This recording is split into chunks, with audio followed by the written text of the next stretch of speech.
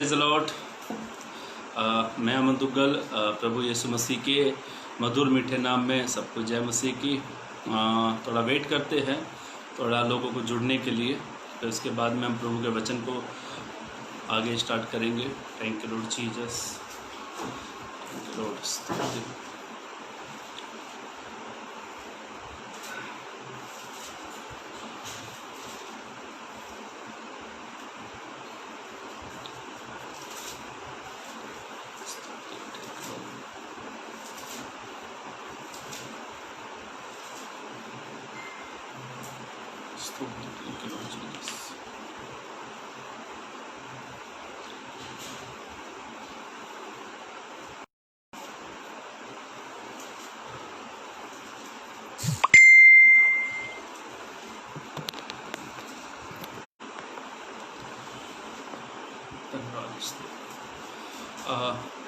मेरी आवाज़ एकदम साफ़ क्लियर है तो प्लीज़ मुझे टैप करके उसमें लिख कर डाल सकते हैं यस या नो। एकदम आवाज़ साफ़ है एकदम। जो लोग जुड़ गए प्लीज़,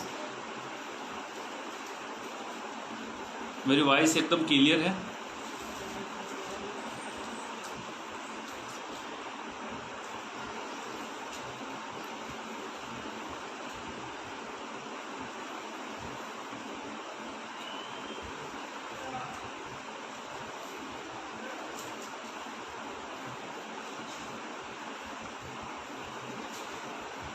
और मैं एक 2 मिनट या 1 मिनट इसके ऊपर वचन को लेकर चलेंगे जो प्रभु ने मेरे मन में डाला। जो लोग जुड़ रहे हैं प्रेज़ द लॉर्ड या आमीन करके टैप करें।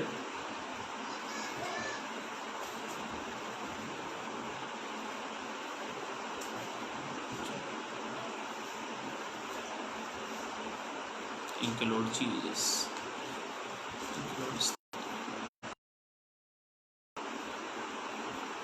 Thank you Lord Jesus.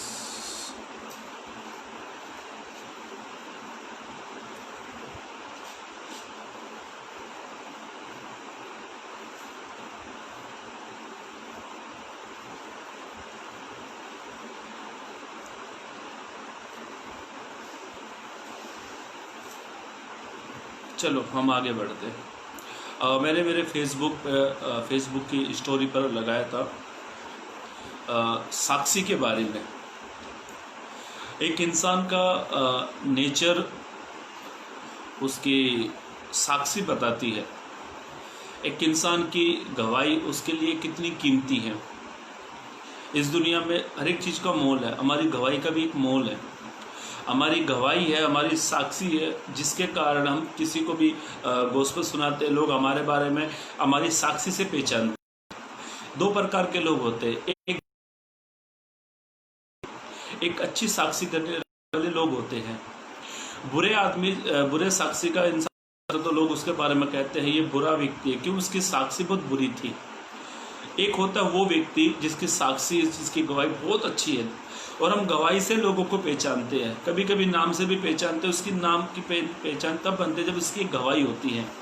मैंने मेरे फेसबुक की स्टोरी पर डाला था। आज का जिस विषय के ऊपर हम लोग मनन करने वाले हैं वो है साक्षी।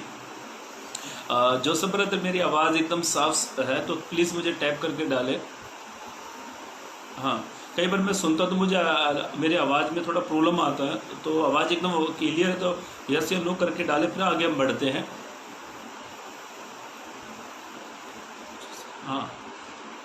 हाँ, तो आज मैं 6 बातों का हम लोग मनन करने वाले। एक व्यक्ति की साक्षी के बारे में, किस प्रकार कैसे व्यक्ति के जीवन में साक्षी होती है। एक आदमी की पहचान उसकी साक्षी से होती है। पहली बात हम लोग देखते हैं गिनती की किताब उसका 12 अध्याय। बाइबल की चौथी किताब है गिनती की किताब, उसका 12 अध्याय पढ़ेंगे। हाँ, उसका 1, 2 और 3 पद पढ़ेंगे। उन्होंने कहा क्या यहोवा ने केवल मूसा ही के साथ बातें की? क्या यहोवा ने, क्या प्रभु ने, क्या परमेश्वर ने मूसा से बातें की हैं? क्या उसने हमसे भी बातें नहीं की? क्या उसने हमसे भी बातें नहीं की? उनकी यह बात यहोवा ने सुनी। हाँ, मैं समझ चाहता हूँ, बीच में तो कुछ तो मैसेज आ रहा है। हाँ, तो फिर से उन्होंने कहा क्या यहोवा ने केवल मूसा ही के साथ है? ये कौन कह रहे? मूसा के परिवार के लोग, हारून, ये आपस में बात करते हैं कि मूसा से क्या परमेश्वरी बातें करता है। हाँ, यह बात यहोवा ने सुनी। अब उनकी जब दो लोग बात करते हैं ना, की बात सुनते हैं, मान लिया जाए मैं मेरी वाइफ से बात करूं, मेरी वाइफ मेरी बात सुन, हमारे बीच में परमेश्वर है। अब इनकी बातों को परमेश्वर सुन रहा है। पृथ्वी भर के रहने वाले, अभी इसके बारे में कौन कह रही है? मूसा की साक्षी कौन दे रहा है? परमेश्वर। अभी ध्यान से सुनो, पहली साक्षी की और हम लोग बढ़ रहे हैं, इसका एक से पढ़ेंगे तो आपको समझ में आएगा। पहला अध्याय पढ़ेंगे। हाँ, मूसा ने एक कुशी स्त्री के साथ विवाह कर इसलिए मरियम और हारून उसकी उस विवाहिता, हाँ, कुशी स्त्री के कारण, हाँ, उसकी निंदा करने लगे। इसके परिवार के लोग इसकी निंदा करने लगे। हारून और मरियम मूसा की निंदा करने लगे। उन्होंने कहा क्या यहोवा ने, अभी ये कुड़कुड़ाने लगे। कई बार क्या होता है कि घर में या कलीसिया में एक भाई अच्छा प्रार्थना करता है, या एक अच्छी बहन प्रार्थना करती है, या एक अच्छा भाई एक अच्छी प्रार्थना वचन पढ़ता है, या भाई एक बड़ी फटाक से बाइबल पढ़ता है, तो कुछ लोग ऐसे भी होते हैं कलीसिया में भी, परिवार में भी, जो उसको देखकर चिढ़ जाते हैं, उसकी निंदा करते हैं। अभी मूसा के परिवार में से उसकी बहन, उसका भाई, दोनों जन आपस में बात करते हैं कि परमेश्वर क्या मूसा से बातें करता है। अभी कई बार हमारे जीवन में भी ऐसा होता है, कोई अच्छा भाई प्रचार करने लग जाता तो लोग उससे चिढ़ने लग जाते हैं। कोई व्यक्ति घर में एक अच्छी प्रार्थना करता है, घर में अच्छी आराधना करता है, घर में अच्छा वो स्वभाव जीवन जीने वाला व्यक्ति, घर के लोग भी उससे चिढ़ने लग जाते हैं। अभी मूसा से ये दो जन चिढ़ने लगे। अभी ध्यान से सुनो, मूसा के जीवन की साक्षी, मूसा के जीवन की साक्षी कोई व्यक्ति नहीं देगा, कोई व्यक्ति नहीं दे रहा मूसा के जीवन की साक्षी। मूसा के बारे में इस प्रकार से लिखा गया है। अब 3 अध्याय मूसा, ध्यान से सुनो, मूसा पृथ्वी भर के रहने वाले, अभी पृथ्वी पे बहुत लोग, पृथ्वी पर बहुत लोग थे। उन पृथ्वी भर के लोगों में से परमेश्वर एक जन की साक्षी दे रहा है। कितना अजीब सा सवाल है। परमेश्वर कहता है पृथ्वी भर के लोगों के बारे में से परमेश्वर एक जन की साक्षी दे रहा है। अभी मूसा एक अच्छा स्वभाव रखने वाला व्यक्ति था।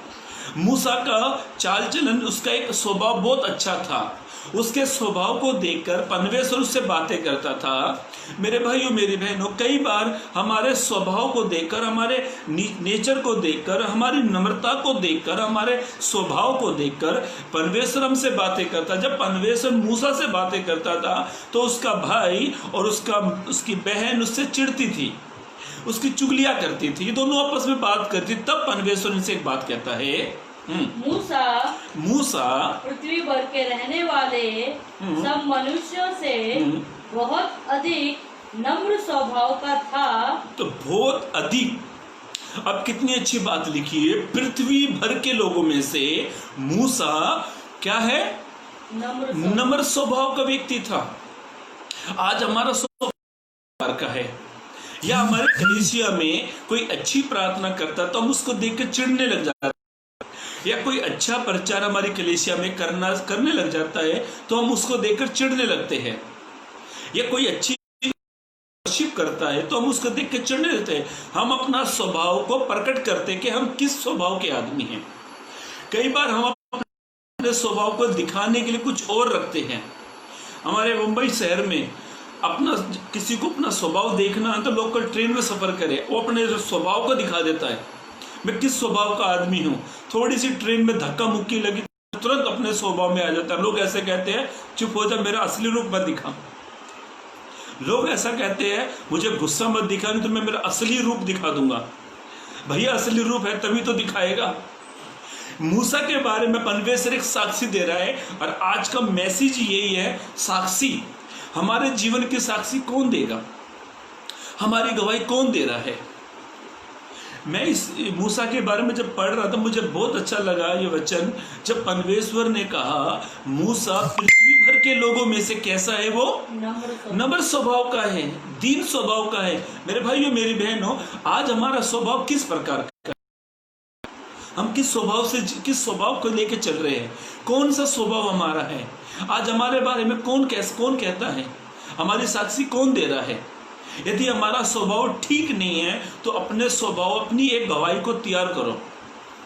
मूसा की गवाही परमेश्वर दे रहा है, मूसा की साक्षी परमेश्वर दे रहा है, और कितनी अच्छी गवाही है। पृथ्वी भर के लोगों में से क्या परमेश्वर को मूसा मिला? क्या परमेश्वर हमारे बारे में कहता है कि मैंने भारत में से उल्लासनगर, बंबई शहर में से उल्लासनगर में से मैंने अमन को देखा? परमेश्वर भी हमारे बारे में कहना चाहिए, हमारे स्वभाव के बारे में, और हमारा स्वभाव किस प्रकार का है। मैं विश्वास करता हूं कि परमेश्वर इन वचनों से आज हमसे बात करेगा। हम किस प्रकार का स्वभाव लेकर जी रहे हैं, हम किस प्रकार का स्वभाव को लेकर चल रहे हैं, उस स्वभाव से, उस हमारे कमी घटियों के परमेश्वर आज जरूर बताएगा। कहता है ये कैसा व्यक्ति है? नम्र स्वभाव का है, बहुत दीन स्वभाव का है। ये हमारा स्वभाव किस प्रकार का है? हमारा रूप किस प्रकार का है? हम कौन सा स्वभाव लेकर चल रहे हैं? दाऊद भजन 1 में कहता है, मैं मन की खराई से अपने घर में चलूंगा, तुम मेरे घर में चलते हैं। हमारा स्वभाव घर में कैसा? यदि हमारा स्वभाव यदि अच्छा और बाहर बुरा है तो ध्यान से सुनो, परमेश्वर घर के भी है। हमारे बंबई में एक कहावत है, बेवड़ा अंदर दूध बाहर भूत। बेवड़ा अंदर आ गया तो वो दूध बन जाता है, अपने स्वभाव को दिखाता है। अरे ऐसा लगता कि इससे बड़ा भक्त या इससे बड़ा संत कोई नहीं है, और बाहर गए तो अपने रूप को दिखाता है, मैं कैसा स्वभाव का आदमी हूं। मेरे भाइयों मेरी बहनों, अपनी एक गवाही बनाओ, अपनी एक साक्षी बनाओ। जैसा परमेश्वर मूसा के बारे में कहता था, वैसा परमेश्वर आपके मेरे बारे में एक साक्षी परमेश्वर देता है। कहनी चाहिए परमेश्वर, हमारी साक्षी परमेश्वर देना चाहिए कि मैंने पृथ्वी भर के लोगों में से अमन को देखा, ये कैसे स्वभाव का आदमी है। यदि मेरा स्वभाव ठीक नहीं है तो मेरे प्रचार ये सब व्यर्थ है, क्योंकि आप मेरा बाहरी जीवन को देखते हो, प्रभु मेरा अंदर के जीवन को देखता है।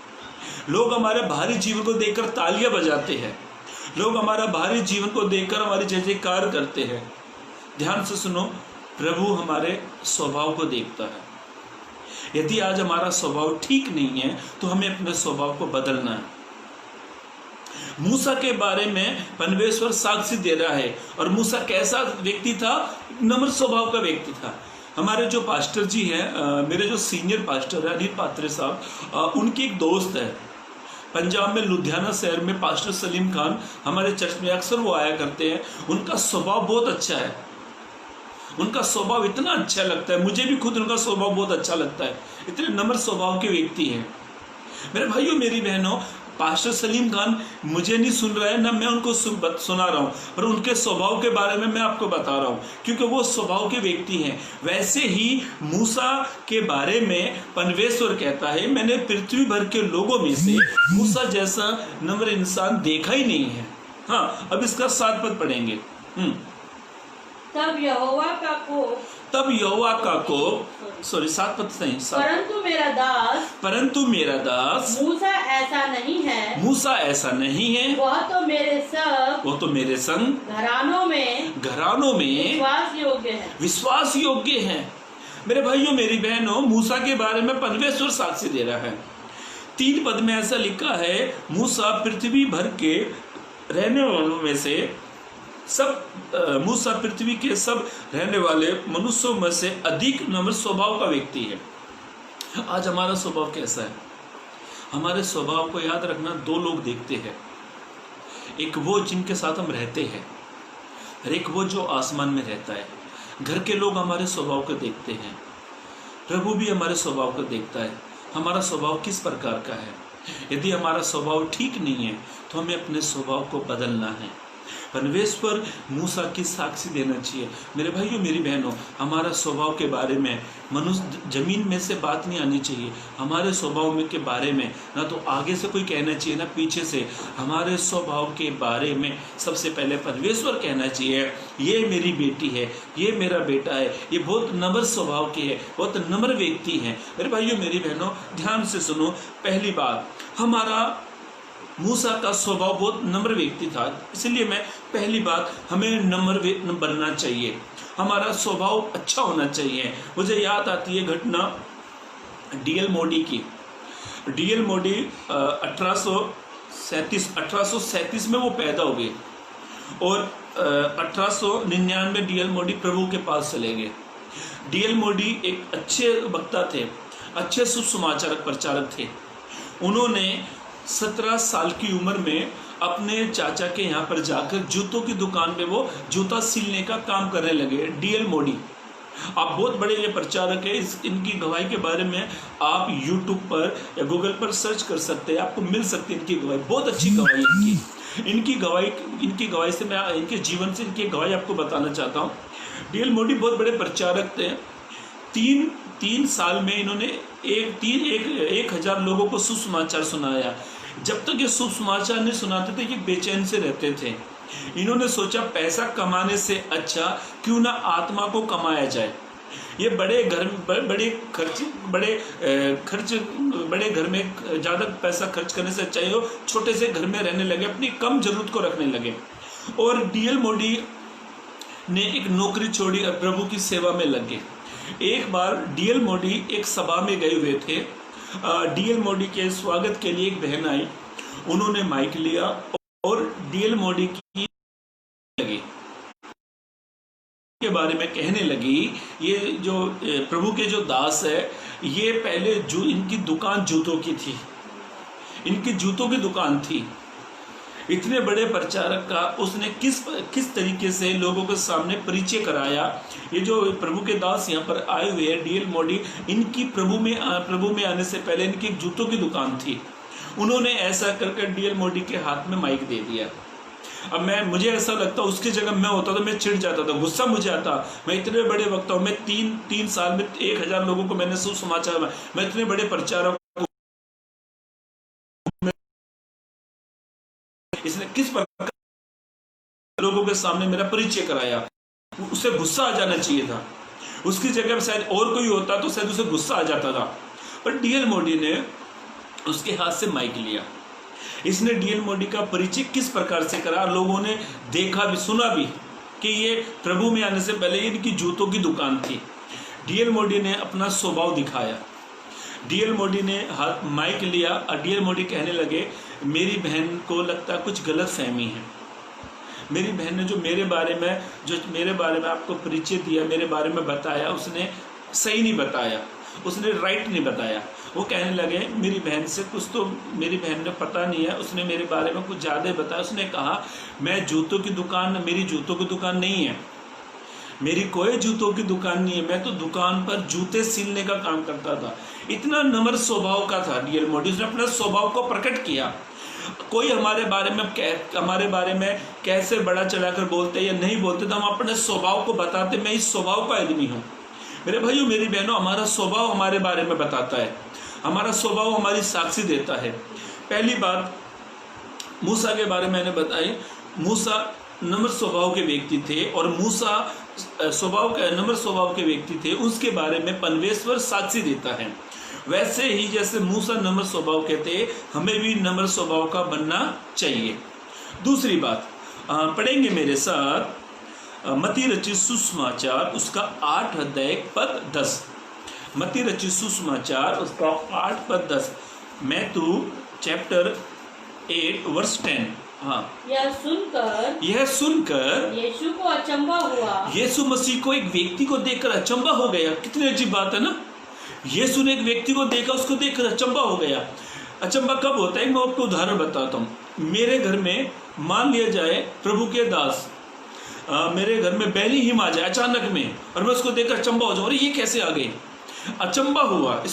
इसका जो मैंने आपको करके बताया, इसको बोलते हैं अचंबा हुआ। अचानक कोई हमारे सामने कोई चीज आती है, हम उसे देखकर कैसे चौंक से जाते हैं, अचंबा हो गया। हाँ, और जो उसके पीछे आ रहे थे। अभी ध्यान से सुनो, मत्ती रचित सुसमाचार उसका 8 अध्याय का पद 10 पढ़ रहे हैं। हाँ, यह सुनकर यीशु को अचंबा हुआ। यह सुनकर यीशु को अचंबा हुआ। और जो उसके पीछे आ रहे थे, जो उसके पीछे आ रहे थे, उनसे कहा, मैं तुमसे सच कहता हूँ, मैं तुमसे सच सच कहता हूँ, मैंने इज़राइल में भी ऐसा विश्वास नहीं पाया। यह घटना इस प्रकार से है, मैं इसकी पूरा घटना को बता देता हूँ। मुँह जवानी मत्ती रचित सुसमाचार 8 अध्याय, जब यीशु पहाड़ से नीचे उतरकर आ चुके थे, तो यीशु मसीह के सामने एक व्यक्ति आया, उसका सूबेदार करके। ये सूबेदार का दास बीमार था, और ये सूबेदार यीशु से मिलकर कहता है कि मेरा दास बीमार है। तो यीशु उसको कहते हैं कि मैं तेरे घर जाना चाहता हूँ। ये यीशु को अपनी काबिलियत बताता है। ये यीशु को बताता है मैं अपराधी मनुष्य हूँ, मेरे हाथ के नीचे भी कुछ लोग हैं। मैं एक को कहता हूँ जा तो वो जाता है, एक को कहता हूँ आ तो वो आता है। ये अपने बारे में बताता है। ये यीशु को कहता है कि आप मेरे घर पे मत आओ, आप यहीं से कह दो। ऐसा हुआ जब इसने यीशु से कहा कि आप यहीं से कह दो, तो इसका दास क्या हो गया? ठीक, चंगा हो गया। उसी समय हुआ।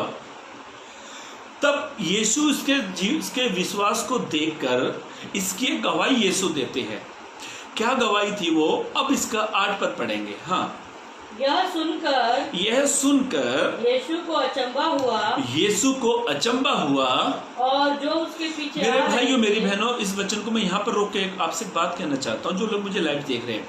हमारा विश्वास ऐसा होना चाहिए, हमारे अंदर एक ऐसा विश्वास होना चाहिए ताकि उसके बारे में खुदा भी चौंक जाए, उसको खुदा भी चौंक जाए। कैसा विश्वास है इसका? हमारे अंदर एक हमारा विश्वास इस प्रकार का होना चाहिए, इंसान चौंके या ना चौंके, पर परमेश्वर हैरान हो जाना चाहिए हमारे विश्वास को देखकर। यीशु इसके विश्वास को देखकर कैसे हो गए? अचंबा हुआ यीशु ने इसके विश्वास को देखकर। हाँ, यीशु को अचंबा हुआ। और जो उसके पीछे आ रहे थे, उसने कहा मैं तुमसे सच कहता हूँ। यीशु अपने चेलों से, लोगों से कहता है मैं तुमसे सच कहता हूँ कि मैंने इज़राइल में भी ऐसा विश्वास नहीं पाया। इज़राइल मतलब हम, आप और मैं, जो खुदा पर विश्वास करते हैं। मेरे भाइयों मेरी बहनों, सूबेदार के विश्वास की यीशु गवाही दे रहे हैं। हमारा विश्वास किस प्रकार का है? हम कैसा विश्वास लेकर मसीह जीवन दे रहे हैं? कैसा विश्वास लेकर हम जी रहे हैं? एक बार एक पास्टर कलीसिया में प्रचार करता है, हमें विश्वास से जीना है। हमारा विश्वास को इस प्रकार से विश्वास को मजबूत करो कि परमेश्वर भी हैरान हो जाए। ये पास्टर खूब प्रचार कर रहा है, दबा के प्रचार कर रहा है, और ऐसा हुआ कि इसके प्रचार को देखकर लोग हैरान होने लगे। क्या प्रचार किया पास्टर ने? दूसरे दिन इसके प्रचार में एक बच्चा आया, एक बच्चा वहां पर आया और वो पास्टर से कहने लगा, पास्टर जी मैं लेट हो गया, पर मैं ना समुद्र से चलकर आया, पानी पर से, नहर पे से चलकर आ गया। तो पास्टर हंसने लगे ऐसा कभी होता है क्या? अभी ध्यान से सुनो। ये लड़का पास्टर को कहता है कि आपने विश्वास के बारे में बताया। तो सारे कलीसिया के लोग चलने लगे, चलो ये बच्चा का मजाक तो नहीं कर रहा। ये बच्चा पानी पर से चलकर चला गया उस पार। पास्टर को बोलता, पास्टर जी आप भी आ जाओ। अब पास्टर की हवा टाइट, सिटी पिट्टी गुल होगी।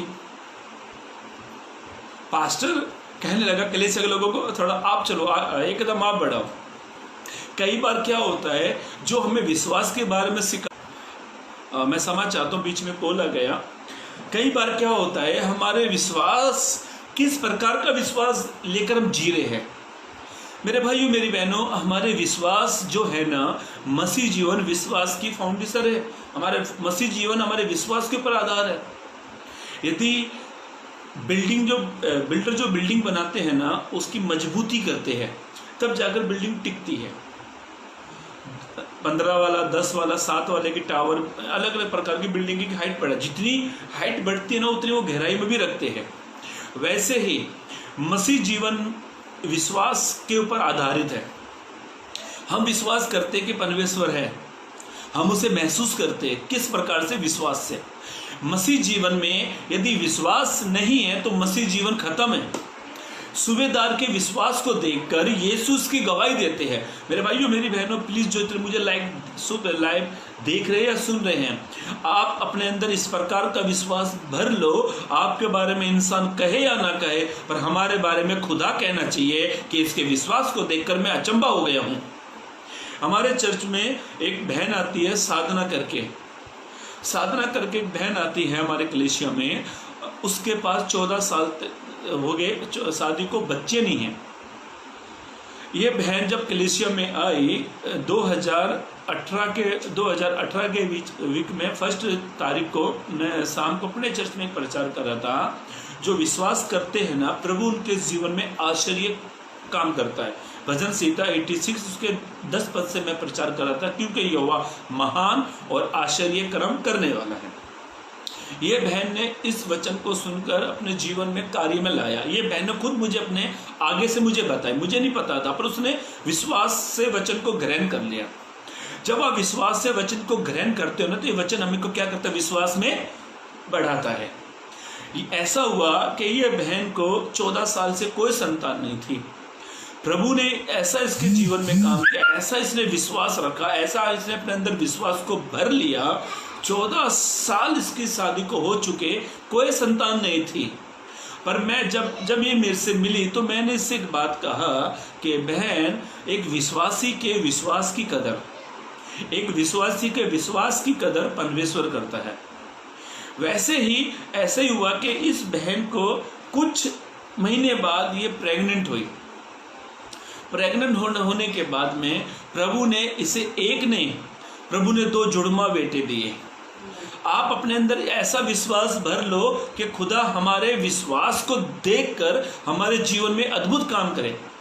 सूबेदार के विश्वास की गवाही यीशु दे रहे हैं, और यीशु ऐसा कहते हैं कि मैंने ऐसा विश्वास पूरे इजराइल में नहीं पाया। मेरे भाइयों, मेरी बहनों, आप अपने अंदर ऐसा विश्वास भर लो, आप अपने विश्वास को इस प्रकार से बढ़ा लो, आप अपने विश्वास पे ऐसे मजबूत हो लो, आपके घर के लोग आपसे कहने लगे ऐसा विश्वास का जीवन जीता है। कलीसिया के लोग आपके बारे में कहने लगे, अरे ये भाई तो बहुत विश्वास में बढ़ रहा है। पास्टर आपके बारे में कहने लगे, ये भाई बहुत विश्वास में बढ़ रहा है। और जो विश्वास में बढ़ता है, जो विश्वास से चलता है और जो विश्वास करता है, वही प्रभु की महिमा देखता है। मेरे भाइयों, मेरी बहनों, दूसरी बात, हमारे अंदर अपने अंदर विश्वास भर लो। सूबेदार के अंदर विश्वास था। हम किस प्रकार का जीवन जी रहे? यदि हम अविश्वास का जीवन जी रहे हैं ना, तो यीशु ने जैसे पतरस से कहा, हे अल्प विश्वासी, मुझसे दूर हो जा, तो प्रभु आपको भी कहेगा, प्रभु मुझे भी कहेगा, तेरे अंदर विश्वास नहीं है तो दूर हो जा। मसीह जीवन विश्वास का जीवन है। सूबेदार की गवाही यीशु दे रहे हैं। हमारे विश्वास की गवाही प्रभु देना चाहिए। मनुष्य से कुछ पाने की उम्मीद रखने से अच्छा प्रभु से कुछ पाने की उम्मीद रखो। रोज प्रार्थना करो, रोज एक बात को, प्रभु मेरे विश्वास को मुझे बढ़ा। यीशु ने पतरस से कहा, हे शिमोन, हे पतरस, शैतान ने तुझे क्या किया? मांग लिया है, पर मैंने तेरे लिए प्रार्थना की है कि तेरा विश्वास जाता ना रहे। रोज प्रार्थना करो, अपने परिवार को लेकर प्रार्थना करो। मेरे पास समय नहीं है ये विश्वास के बारे में और गवाहियां बताने के लिए, क्योंकि मुझे आपको 6 बातें बतानी हैं। और दूसरी बात पर लोग पढ़ रहे हैं विश्वास। दूसरी बात है विश्वास। हमारा विश्वास किस कदर का है? यदि आज हमारे अंदर विश्वास नहीं है ना, तो प्रभु हमारे जीवन में कभी काम नहीं करेगा। यह विश्वास ही तो है जो प्रभु की महिमा करने के लिए हमें देता है। विश्वास नहीं है तो कुछ नहीं है। सूबेदार के विश्वास को देखकर यीशु कहते हैं, इसकी साक्षी निकली। हमारी साक्षी तब होगी जब हम एक विश्वास करते हैं। हमारी साक्षी तब बढ़ती है जब हमारे अंदर विश्वास आता है। हम दूसरों से प्रार्थना करने से अच्छा खुद विश्वास से प्रार्थना करो, तो हमारे जीवन में एक साक्षी आती है।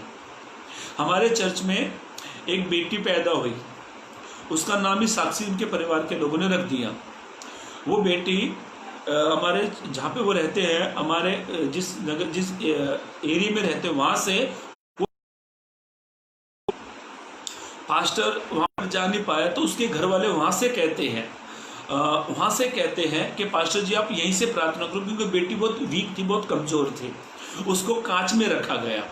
और वो कहते हैं कि पास्टर जी ऐसे ऐसे साक्षी के उस टाइम में उसका नाम साक्षी नहीं रखा था, बोला प्रभु ने हमें एक बेटी दी है, पर वो बहुत कमज़ोर है, बहुत वीक है, उसको कांच में रखा किया है और डॉक्टर कह रहे हैं बहुत कमज़ोर है। बहुत चिंता की बात इनके मन में आई। इन्होंने पास्टर को फ़ोन किया, शायद जाने वाले मालूम नहीं, पर इनकी साक्षी इन्होंने खुद चर्च में दे। ये कहने लगे कि प्रभु के दास को हमने सब बातें बताई और प्रभु के दास ने हमारे लिए प्रार्थना करी और हमारी बेटी ठीक हो गई। ध्यान से सुनो, इन्होंने क्या किया, वही साक्षी को लेकर इन्होंने अपनी बेटी का साक्षी नाम रख दिया। मेरे भाइयों मेरी बहनों, हम विश्वास की साक्षी तब दे सकते जब हमारे अंदर खुद विश्वास है। हम लोगों को तब विश्वास में ला सकते जब हमारे अंदर खुद विश्वास है। हमारे अंदर खुद की साक्षी नहीं तो हम लोगों को क्या साक्षी देंगे। इसीलिए दूसरी बात, हमारे अंदर विश्वास करो। हमें अपने अंदर विश्वास को बढ़ाना चाहिए। जब हमारे अंदर विश्वास बढ़ेगा तो हमारे अंदर एक साक्षी होगी। ध्यान से सुनो, दूसरी बात, सूबेदार के विश्वास के बारे में यीशु कहते हैं। और दूसरी बात, हमारे अंदर हमें विश्वास भरना चाहिए। हमारे विश्वास की साक्षी, किस प्रकार का विश्वास है। लोग हमारे विश्वास के बारे में क्या कहते हैं, ये हम नाम के ही विश्वासी हैं। नाम के विश्वासी मत बनो, कर्म के विश्वासी बनो। लोग विश्वास के बारे में कहना चाहिए। अभी तीसरी बात की ओर चलेंगे, मेरे साथ निकालेंगे यूहन्ना की किताब, उसका पहला अध्याय। यूहन्ना की किताब, उसका पहला अध्याय, 1 जॉन। एक मिनट। यूहन्ना की किताब 1 जॉन, उसका नहीं, खाली यूहन्ना की किताब, खाली यूहन्ना की किताब, यूहन्ना रचित सुसमाचार, पहला अध्याय, उसका 43 से पढ़ना, 43 से लेकर 46 तक। दूसरे दिन यीशु ने गलील को जाना चाहा। वह फिलिपुस से मिला और कहा मेरे पीछे हो ले। दूसरे दिन यीशु को कहाँ जाना था?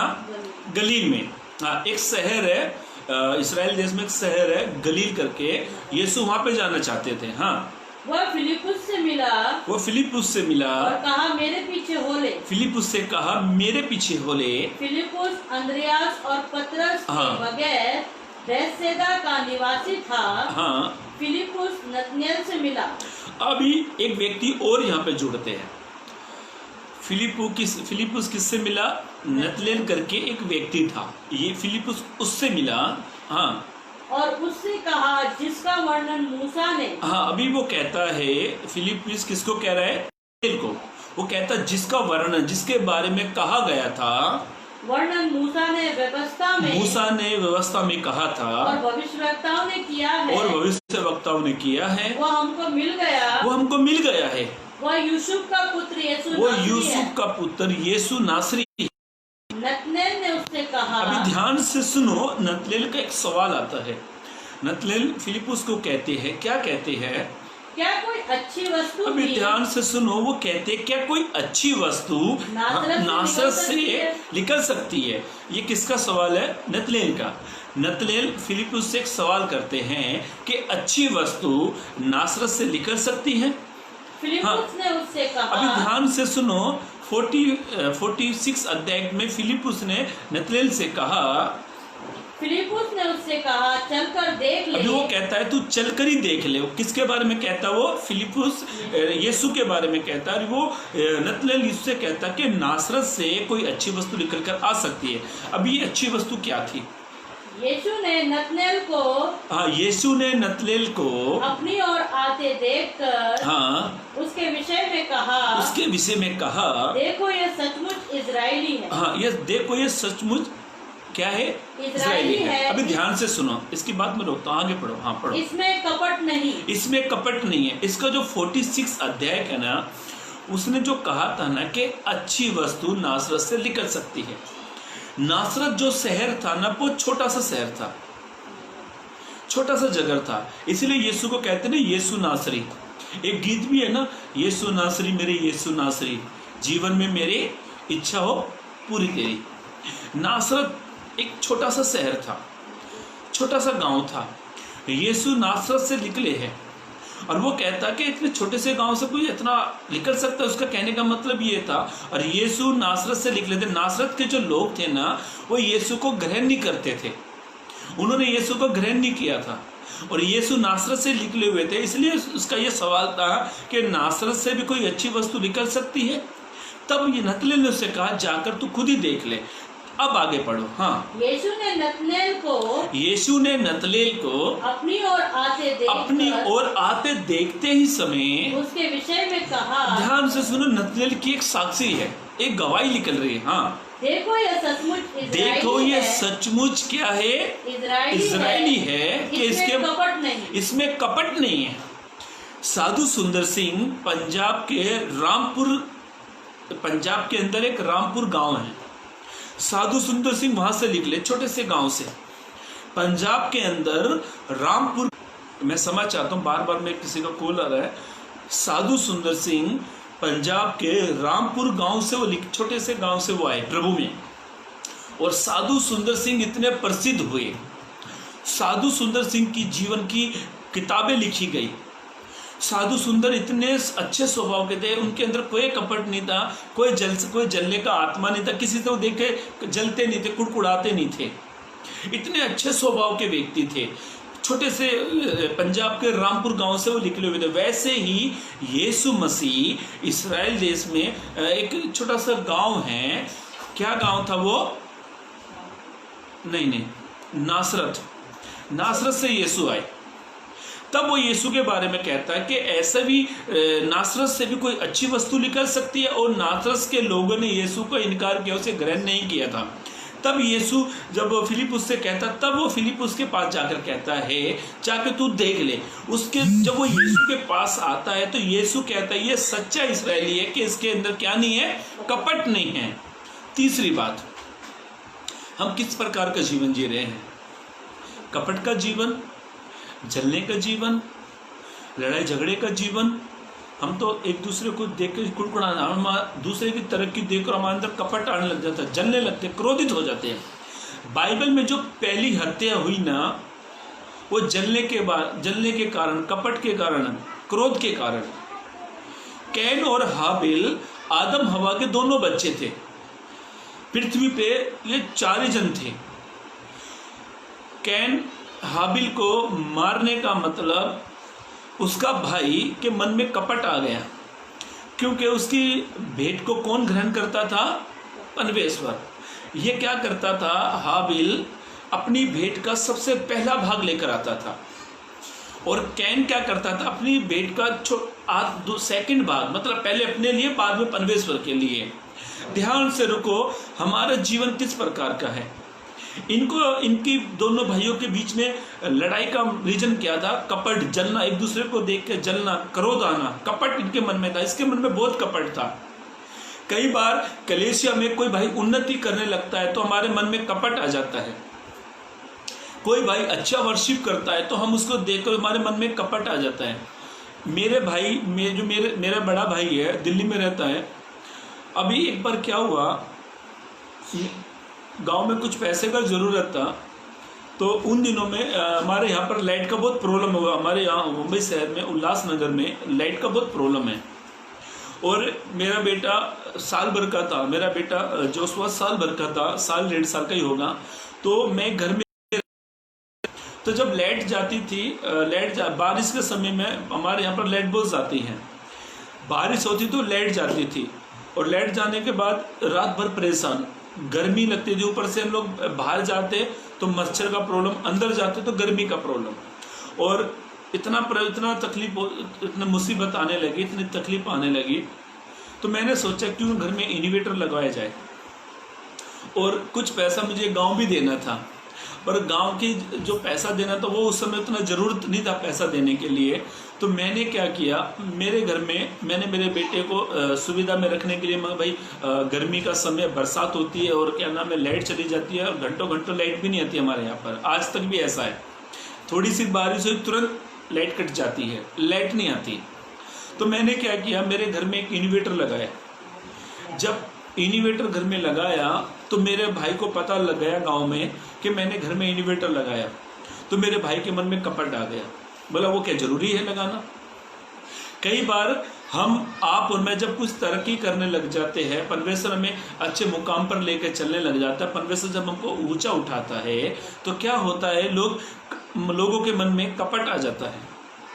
पर इसके बारे में परमेश्वर क्या कहता है, ये सच्चा इस्राएली है, क्या नहीं है, इसके अंदर कपट नहीं है। यदि हम कपट रहित जीवन जी रहे हैं ना, तो हमारी गवाही नहीं है। कपट रहित जीवन नहीं जीना चाहिए। आज बहुत सारे लोग क्या करते हैं, कपट रहित जीवन जीते हैं, बाहर कुछ और अंदर कुछ और। ध्यान से सुनो, नतनेल के बारे में एक गवाही आई कि ये सच्चा इस्राएली है, इसके मन में क्या नहीं है, कपट नहीं है। यदि आप कपट हमारे अंदर है तो हमारी कोई साक्षी नहीं है।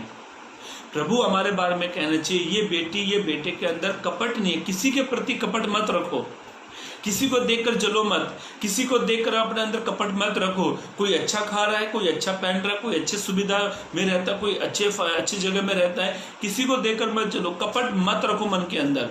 यदि हमारे अंदर कपट है तो हमारी कोई साक्षी नहीं है। कपट रहित जीवन जीना सही नहीं है। नतनेल के बारे में परमेश्वर का वचन इस प्रकार से कहता है कि नतनेल के बारे में यीशु ने एक साक्षी दी कि ये सच्चा इस्राएली है, कि इसके मन में क्या नहीं है, कपट नहीं है।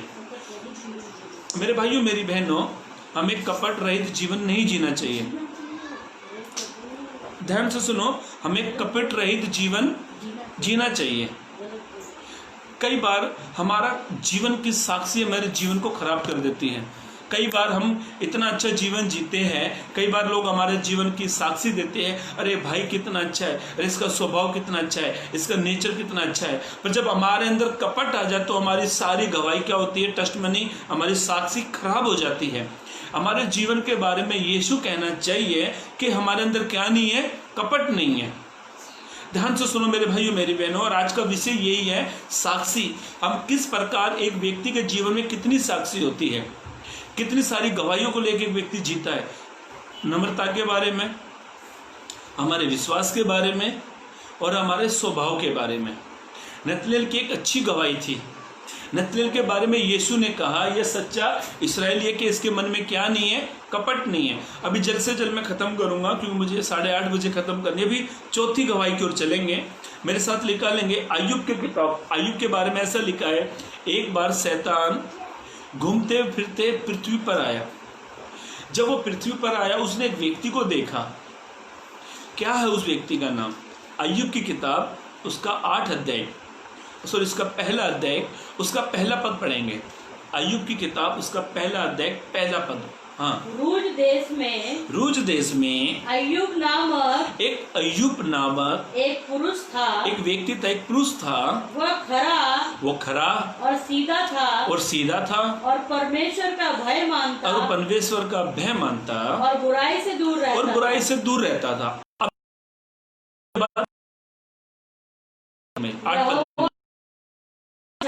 यही एक अध्याय में भी पहले पद में पढ़ी, अय्यूब 1 अध्याय उसके 8 पद में भी लिखी। हाँ, यहोवा ने शैतान से पूछा, क्या तूने मेरे दास अय्यूब पर ध्यान दिया है? क्योंकि उसके तुल्य उसकी बराबरी में खरा और सीधा और मेरा भय मानने वाला बुराई से दूर रहने वाला मनुष्य कोई और नहीं। ध्यान से सुनो, परमेश्वर शैतान के सामने अय्यूब की साक्षी देता है। मेरे भाइयों मेरी बहनों, हमारी साक्षी कैसी होनी चाहिए कि परमेश्वर खुद कहना चाहिए, इसकी साक्षी कितनी अच्छी थी। ये खरा था, बुराई से दूर रहता था, परमेश्वर का भय मानता था और सीधा था। इसकी गवाही शैतान के सामने ये परमेश्वर दे रहा है। ध्यान से सुनो, हमें अय्यूब के जैसे हमें खरा और सीधा जीवन जीना चाहिए। अय्यूब की साक्षी परमेश्वर दे रहा, हम खरे हैं या सीधे हैं ये हमसे बेहतर कोई नहीं जानता। एक व्यक्ति अपने बारे में खुद जानता है वो कितना सीधा है और कितना सच्चा और कितना खरा है। इस्राएलियों के बारे में एक जगह पर लिखा गया है, हागे नबी की किताब है, जब वो परमेश्वर का भवन बना रहे थे, वो टेम्पल बना रहे थे, तो वहां पर उनके बारे में वो परमेश्वर कहता है तुम्हारा चाल चलन को सुधारो। हागे नबी की किताब 5 अध्याय में वो कहता है तुम्हारे चाल चलन की ओर ध्यान दो, सोचो।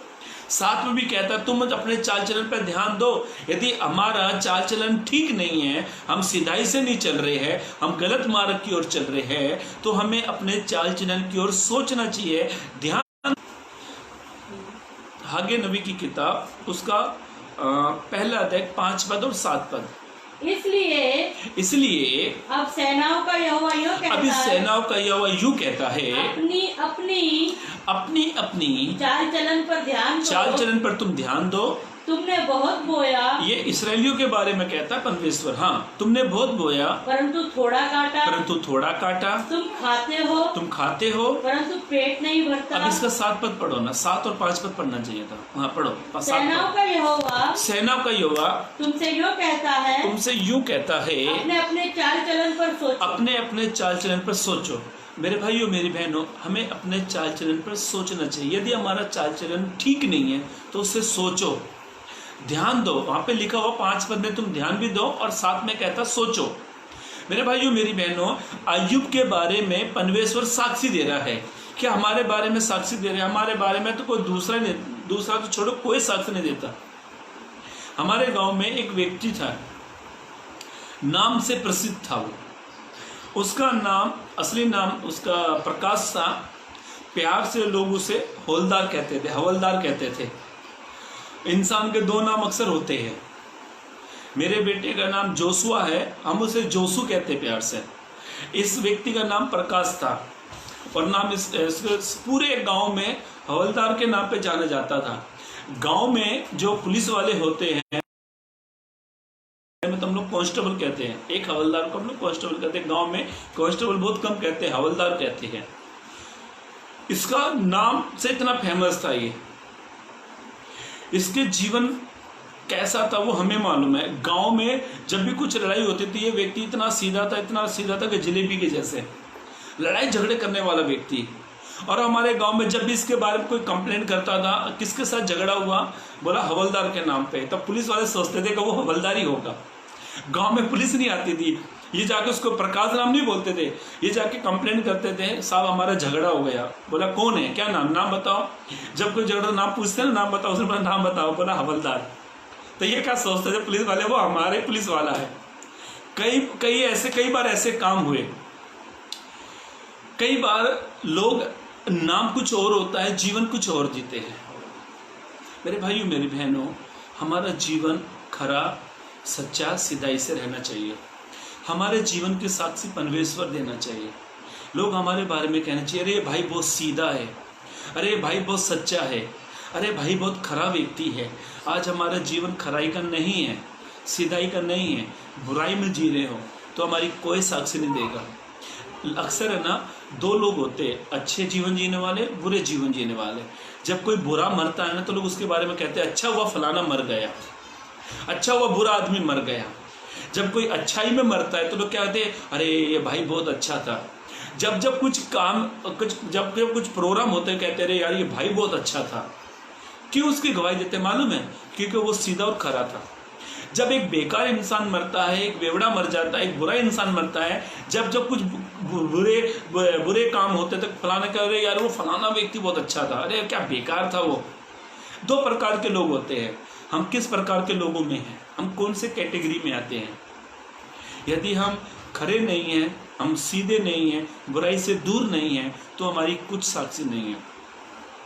हमें परमेश्वर हमारे बारे में कहना चाहिए कि ये मेरा बेटी है, ये मेरा बेटे है। बुराई से दूर होने का मतलब बुरे लोगों से दूर रहना, खराई से मतलब सीधाई से चलना। अय्यूब के बारे में परमेश्वर शैतान से बात कर रहा है, कितनी सोचने वाली बात है। कभी परमेश्वर शैतान से कहता हमारे बारे में अरे ये भाई कितना अच्छा है, ये बहन कितनी अच्छी है। शैतान तो छोड़ो, परमेश्वर स्वर्गदूतों से भी कहता है अरे बहुत बेकार के लोग हैं, नहीं सुधरते, बुराई नहीं छोड़ते, खराई में नहीं चलते। मेरी बहनों, इन दिनों में अपनी एक गवाही बनाओ। हमारी साक्षी मसीह को प्रकट करती है, हमारी साक्षी मसीह को हमारे जीवन से बताती है। हमारे स्वभाव को देखकर लोग, हमारे स्वभाव को देखकर हमारी तारीफ करनी चाहिए। लोग हमारी सीधाई के जीवन को देखकर तारीफ करने चाहिए। अय्यूब के बारे में कहा, यह सच्चा और सीधा और बुराई से दूर रहने वाला व्यक्ति है। शैतान को साक्षी कौन, शैतान के सामने किसकी साक्षी प्रकट कर रहा है? परमेश्वर। मैं जल्द से जल्द और 5 मिनट 2 लोगों के बारे में बताकर समाप्त कर दूंगा, ध्यान से सुनो। पौलुस ऐसा कहता है, तुम मेरी सी चाल चलो जैसे मैं मसीह सी की चाल चलता हूँ। पहला कुरिन्थियों 11 अध्याय के पहले पद में लिखा, पढ़ो, बहुत छोटा सा वचन है। पौलुस कहता है, तुम मेरी सी चाल चलो जैसे मैं मसीह की जैसे चाल चलता हूँ।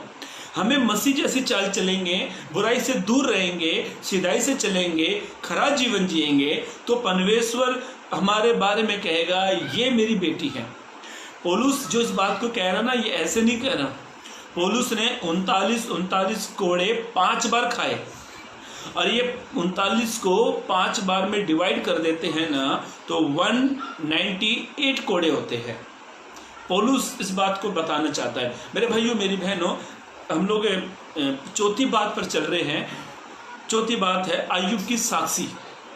अय्यूब की साक्षी क्या थी? कि वो बुराई से दूर रहता था, खराई था, सच्चा था।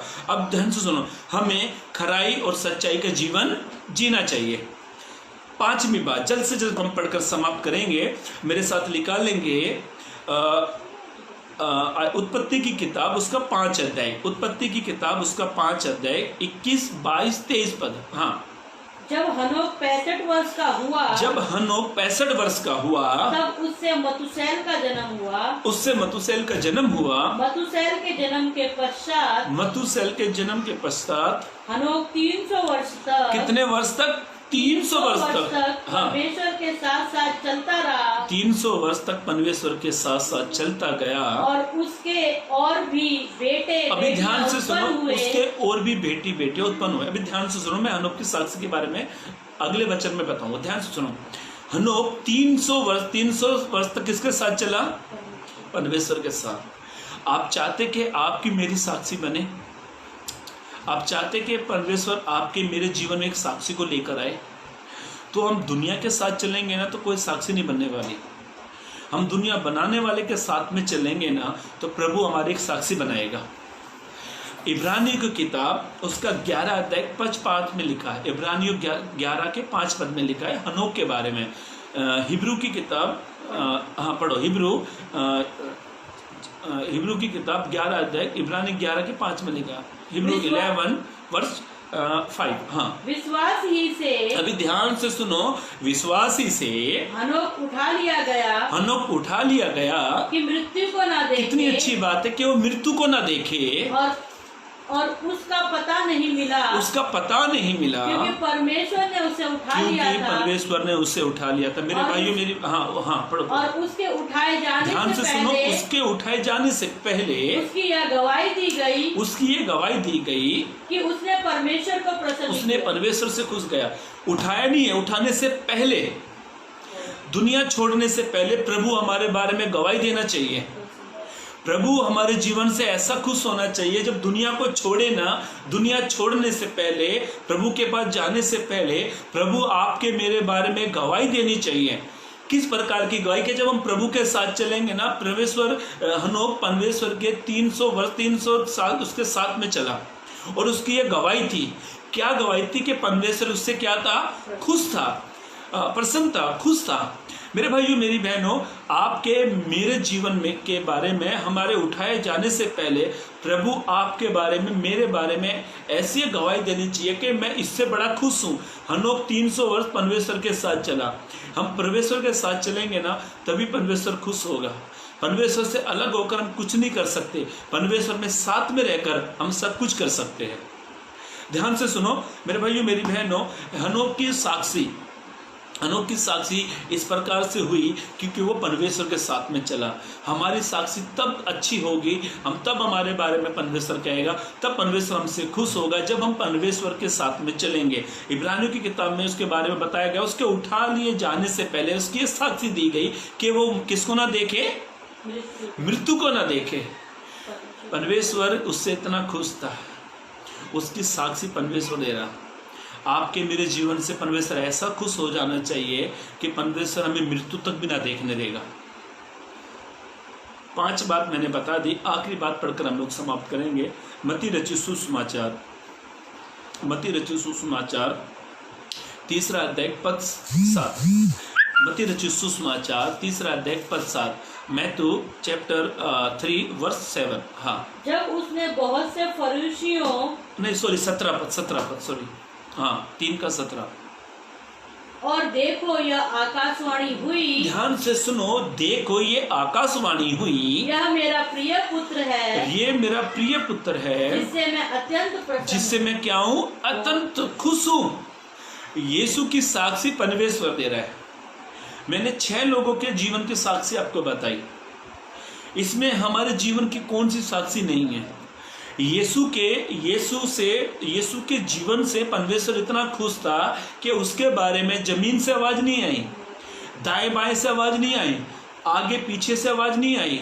उसके जीवन को देखकर परमेश्वर ऊपर से एक आवाज कहता है, ये मेरा प्रिय पुत्र जिससे मैं क्या हूं, खुश हूं। यीशु ने सारी व्यवस्थाओं को पूरा किया, यीशु ने सारी नियमों को माना। भजन संहिता की किताब में ऐसा लिखा है कि तूने अपने उपदेश इसीलिए दिए कि वे यत्न से माने जाए। परमेश्वर अपनी व्यवस्था इसीलिए देता है, अपनी आज्ञा इसीलिए देता है कि हम उसे यत्न से माने, फुर्ती से माने। मेरे भाइयों मेरी बहनों, हमारे जीवन से परमेश्वर खुश होना चाहिए, तभी मेरे और आपके बारे में मनुष्य से साक्षी नहीं आएगी, ऊपर से साक्षी आएगी। और प्रभु कहेगा, ये सेवक बड़ा, ये सेवक के जीवन से मैं खुश हूँ, इसकी सेवकाई से मैं खुश हूँ, इसकी वर्शिप से मैं खुश हूँ, इसके प्रचार से मैं खुश हूँ। अच्छा प्रचार करने से अच्छा एक अच्छी जीवन की गवाही रखो। यीशु के बारे में यीशु ने कहा, मुझे एक घटना याद आती, प्रेरितों के काम यदि 13 के 22 पद में ऐसा परमेश्वर का वचन कहता है, प्रेरितों के काम पढ़ो मत, प्रेरितों के काम उसके 13 के 22 पद में दाऊद के बारे में परमेश्वर कहता है, ये मेरे मन के अनुसार जिससे मैं क्या हूँ, खुश हूँ। मेरे भाइयों मेरी बहनों, हमारे जीवन से प्रभु खुश नहीं है ना, सब कुछ व्यर्थ है।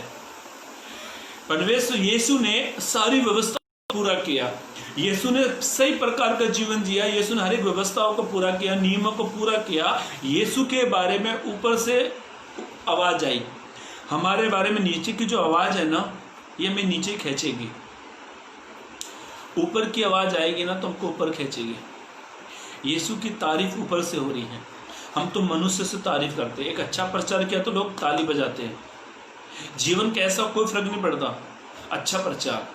जीवन खराब है, अच्छी वर्शिप करी, तारीफ होगी, खुश हो गए। ध्यान से सुनो मेरे भाइयों मेरी बहनों, ऐसा जीवन जियो जिससे लोग भी खुश हो जाए और प्रभु भी खुश हो जाए। ऐसा जीवन जियो। मैंने आपको 6 गवाहियों के बारे में बताया, 6 साक्षी के बारे में बताया। पहली मैंने मूसा के बारे में बताया। मूसा बड़े नम्र व्यक्ति थे, वैसे हमें भी नम्र बनना चाहिए मेरे भाइयों मेरी बहनों। दूसरी बात, सूबेदार की विश्वास। जैसा सूबेदार के अंदर विश्वास था वैसे हमारे अंदर विश्वास होना चाहिए। दूसरा मैंने नतनेल के बारे में बताई, उसके अंदर कपट नहीं था, तो हमारे अंदर भी नहीं होना चाहिए। चौथी बात मैंने अय्यूब के बारे में बताई। अय्यूब सीधा सच्चा, बुराई से दूर रहने वाला व्यक्ति, वैसे हमें भी बुराई से दूर रहना चाहिए। 7वीं बात, हनोक के जीवन से परमेश्वर बहुत खुश था। 5वीं बात, हनोक के जीवन से परमेश्वर इतना खुश था कि परमेश्वर ने उसे उठा लिया। हमें परमेश्वर के साथ चलना चाहिए। हनोक परमेश्वर के साथ चला, इसीलिए परमेश्वर ने उससे उठा लिया। आखिरी 6ठी बात, हमारे जीवन से परमेश्वर खुश होना चाहिए, तो हमारे लिए तो स्वर्ग में ताली बजेगी, स्वर्ग में आनंद बनाया जाएगा और एक आवाज़ आएगी, ये मेरी बेटी है, ये मेरा बेटा है, जिससे मैं बड़ा खुश हूँ। मेरे भाइयों मेरी बहनों, जो फेसबुक पे मैंने मेरा एक पेज डाला था साक्षी, और साक्षी के बारे में हमने देखा, ये वचन जो हमने पढ़े, जो साक्षी के बारे में पढ़ा, यदि आज हमारी साक्षी नहीं है तो इन वचनों को पढ़ सुनकर हमें एक साक्षी तैयार करनी चाहिए, एक गवाही तैयार करनी चाहिए, ताकि हमारी गवाही के जरिए परमेश्वर को महिमा मिले और हमारी गवाही के जरिए लोग प्रभु में आए। परमेश्वरी वचन के जरिए आपको आशीष दे और इस पर चलने के लिए मदद और सहायता करे। और जिस किसी को भी प्रार्थना की विनती या रिक्वेस्ट है, नीचे टैग कर दे, मैसेज डाल दे, ताकि हम आपके लिए दुआ प्रार्थना करें। जिस किसी के जीवन में कुछ तकलीफ या कुछ भी समस्या, आप अपनी प्रार्थना की विनती या प्रार्थना का विषय कमेंट करके नीचे डाल दें, क्योंकि हम लोग 4 से 5 हम 1 घंटा प्रार्थना करते हैं। तो आपका कोई भी विषय, कोई भी प्रार्थना की विनती है तो प्लीज़ आप उसमें नीचे टैप करके डाल सकते हैं। परमेश्वर आपको आशीष दे और ये वचन को आगे तक शेयर करें। ये भी एक सेवा है, लोगों तक वचन को पहुंचाए, ताकि प्रभु का एक भी वचन एक आत्मा को बचाने के लिए काफ़ी है। परमेश्वर आप सबको आशीष दे। God bless you.